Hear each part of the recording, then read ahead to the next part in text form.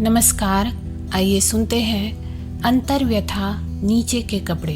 ये अमृता प्रीतम के द्वारा लिखी एक पंजाबी कहानी है। जिसके मन की पीड़ा को लेकर मैंने कहानी लिखी थी नीचे के कपड़े, उसका नाम भूल गई हूँ। कहानी में सही नाम लिखना नहीं था और उससे एक बार ही मुलाकात हुई थी, इसलिए नाम भी याद से उतर गया है। जब वह मिलने आई थी बीमार थी, खूबसूरत थी पर रंग और मन उतरा हुआ था। वह एक ही विश्वास को लेकर आई थी कि मैं उसके हालात पर एक कहानी लिख दूं। मैंने पूछा, इससे क्या होगा? कहने लगी, जहां वह चिट्ठियां पड़ी है जो मैं अपने हाथों से नहीं फाड़ सकती, उन्हीं चिट्ठियों में वह कहानी रख दूंगी। मुझे लगता है मैं बहुत दिन जिंदा नहीं रहूंगी और बाद में जब उन चिट्ठियों से कोई कुछ जान पाएगा तो मुझे वह नहीं समझेगा जो मैं हूँ। आप कहानी लिखेंगी तो वही रख दूंगी। हो सकता है उसकी मदद से कोई मुझे समझ ले, मेरी पीड़ा को संभाल ले। मुझे और किसी का कुछ फिक्र नहीं, पर मेरा एक बेटा है, अभी वह छोटा है। वह बड़ा होगा तो मैं सोचती हूँ कि बस वह मुझे गलत ना समझे। उसकी जिंदगी के हालात सचमुच बहुत उलझे हुए थे और मेरी पकड़ में नहीं आ रहा था कि मैं उन्हें कैसे समेट पाऊंगी। लिखने का वादा तो नहीं किया, पर कहा कि कोशिश करूंगी। मैं बहुत दिन तक कहानी नहीं लिख पाई। सिर्फ एक एहसास सा बना रहा कि उसका बच्चा मेरे जहन में बड़ा हो रहा है, इतना बड़ा कि अब बहुत सी चीजें उसके हाथ लगती है तो वह हैरान होने देखे जा रहा है। कहानी प्रकाशित हुई और बहुत दिन गुजर गए। मैं जान नहीं पाई कि उसके हाथों तक पहुंची या नहीं। सब वक्त के सहारे छोड़ दिया। उसका कोई अता पता मेरे पास नहीं था। एक अरसा गुजर गया था जब एक दिन फोन आया। दिल्ली से नहीं था, कहीं बाहर से था। आवाज़ थी, आपका बहुत शुक्रिया। मैंने कहानी वहीं रख दी है जहाँ चाहती थी। इतने भर लफ्ज़ों से कुछ पकड़ में नहीं आया था, इसलिए पूछा, आप कौन बोल रही हैं? कौन सी कहानी? जवाब में बस इतनी आवाज़ थी, बहुत दूर से बोल रही हूँ, वही जिसकी कहानी आपने लिखी है, नीचे के कपड़े। और फ़ोन कट गया। नीचे के कपड़े?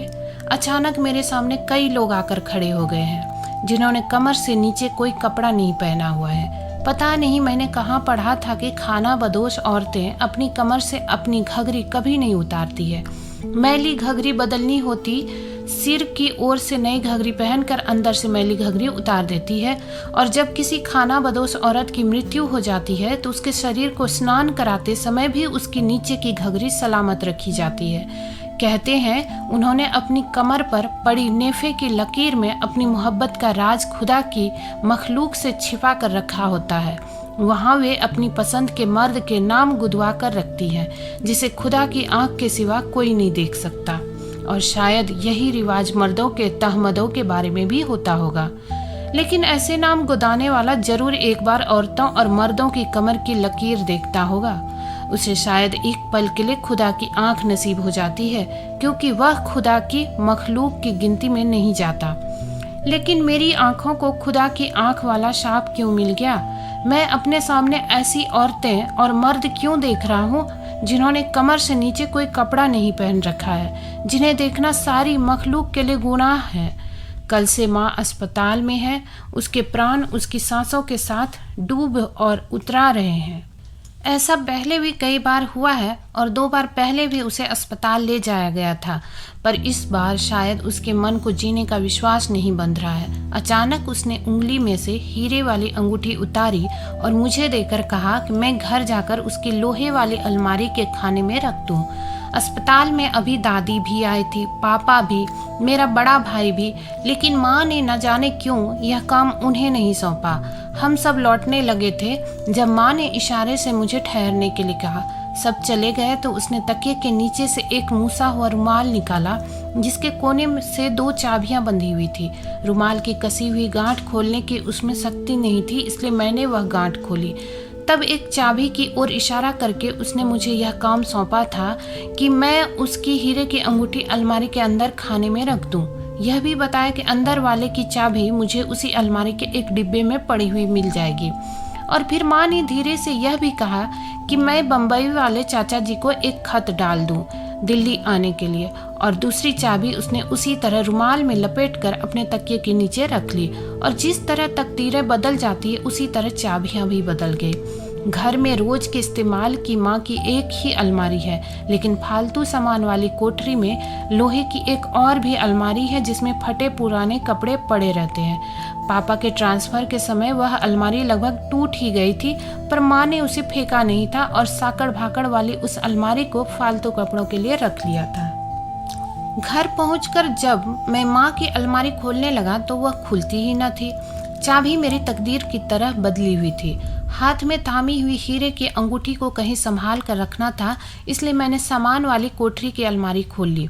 यह चाबी उस अलमारी की थी। इस अलमारी में भी अंदर का खाना था।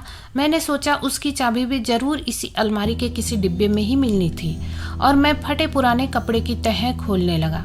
पुराने उधड़े हुए सलमे के कुछ कपड़े थे जो माँ ने शायद उनका सच्चा सलमा बेचने के लिए रखे हुए थे, और पापा के गर्म कोट भी थे जो शायद बर्तनों से बदलने के लिए माँ ने संभाल कर रखे हुए थे।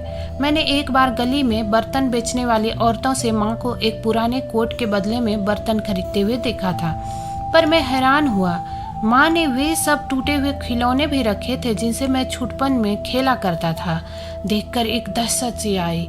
चाबी से चलने वाली रेलगाड़ी इस तरह उल्टी हुई थी जैसे पटरी से गिर गई हो, और उस भयानक दुर्घटना से उसके सभी मुसाफिर घायल हो गए हो।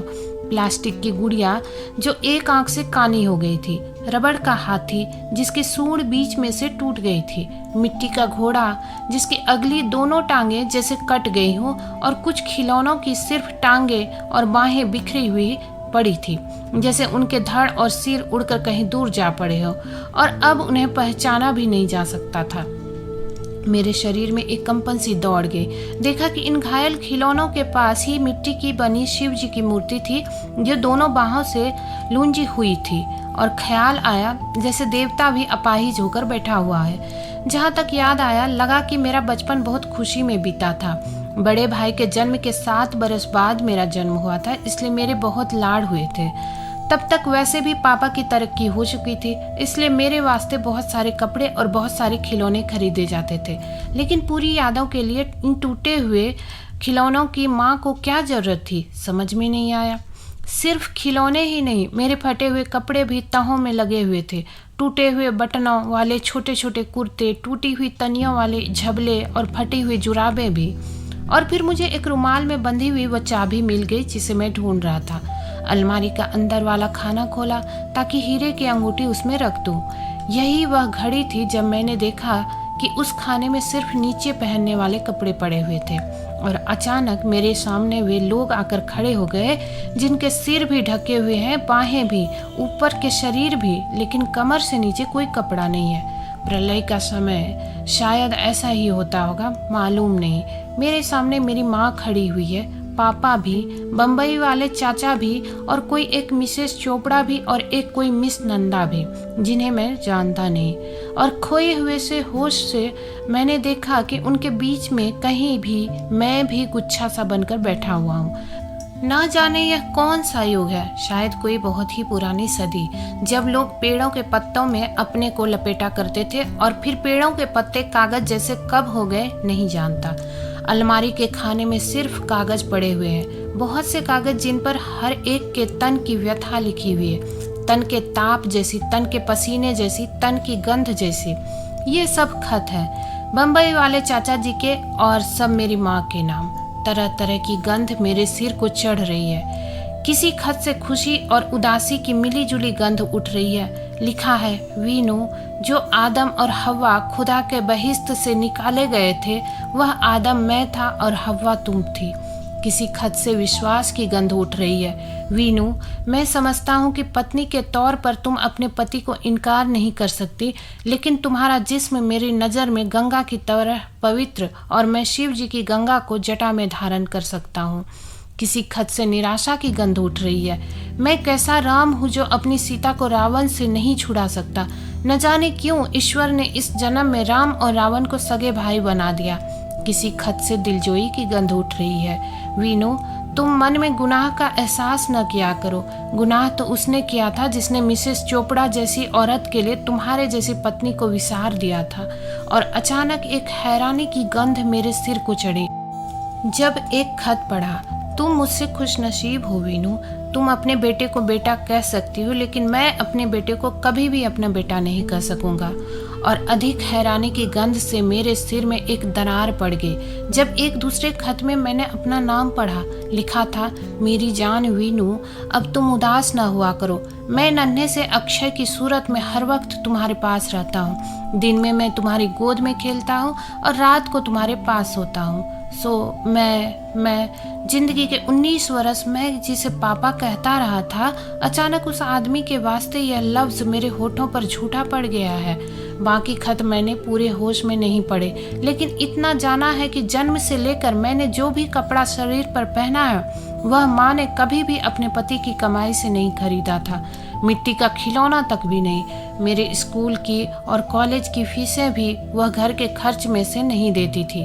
यह भी जाना है कि बम्बई में अकेले रहने वाले आदमी से कुछ ऐसी बातें भी हुई थी जिनके लिए कई खतों में माफिया मांगी गई है, और उस सिलसिले में कई बार किसी मिस नंदा का नाम लिखा गया है, जो खत लिखने वाले की नज़रों में एक आवारा लड़की थी जिसने मेनका की तरह एक ऋषि की तपस्या भंग कर दी थी। और कई खतों में माँ की झिड़कियाँ सी दी गई कि ये सिर्फ उसके मन के वहम है जिनके कारण वह बीमार रहने लगी है। यह माँ, पापा, चाचा, मिसेस चोपड़ा, मिस नंदा कोई भी खाना बदोशों के काफिलों में से नहीं है, पर खाना बदोशों की परंपरा शायद सारी मनुष्य जाति पर लागू होती है, सबकी घघरियों और सबके तहमदों पर। जहाँ उनके शरीर पर पड़ी उनके नेफे की लकीर पर लिखा हुआ नाम ईश्वर की आंख के सिवा किसी को नहीं देखना चाहिए। और पता नहीं लगता कि आज मेरी आंख को ईश्वर की आंख वाला शाप क्यों लग गया है। सिर्फ यह जानता हूँ कि ईश्वर की आंख ईश्वर के चेहरे पर हो तो वरदान है, लेकिन इंसान के चेहरे पर लग जाए तो शाप हो जाती है। दोस्तों, उम्मीद है आपको ये कहानी पसंद आई होगी। ऐसी ही कहानियाँ सुनने के लिए हमारे चैनल को सब्सक्राइब करें। मिलते हैं अगली वीडियो में, तब तक के लिए आज्ञा दीजिए। धन्यवाद।